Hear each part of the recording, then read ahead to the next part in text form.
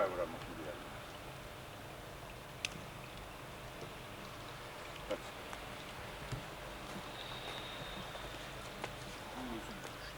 Ne desek? Bak bura bak bak bu buradan gelir, yavaş yavaş gelir benim evimin altına girir, bu evin altına geçip gelir oynar.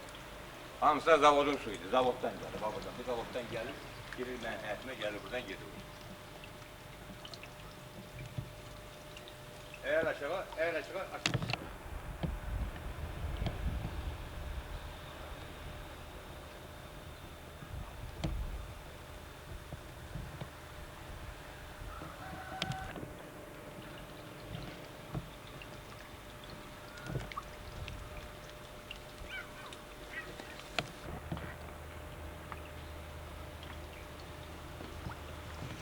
Nesinci yaşıyorsun sen? Arada bizi de çekip biz de burada var o var. Daha buradan gelir, hayatı badana başka var.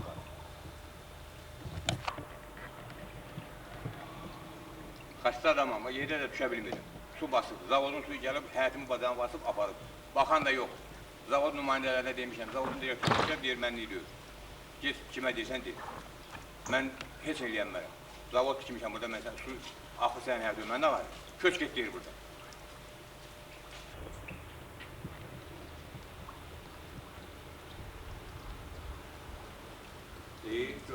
Görürsünüz ki bu hayatı su aparıb. Aşağı düşə bilmirəm. Zavodun direktörü köçün buradan. Buradan köçmüsünüz, mən su bağlayanmərəm. Gərək köçəsiniz. Mən də köçməyə imkanım yox, xəstə adamım. Buna görə xahiş edirəm ki, bu işlər bir əncam çəkilsin.